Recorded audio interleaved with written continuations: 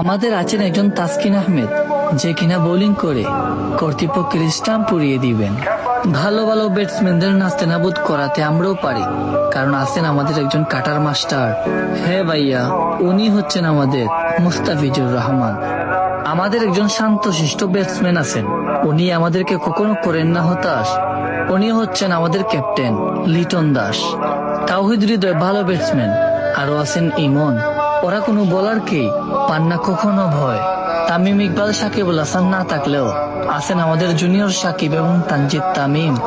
বাংলার দর্শকের মুখে হাসি ফুটানোর জন্য সবসময় প্রস্তুত জাকির আলী অনিক।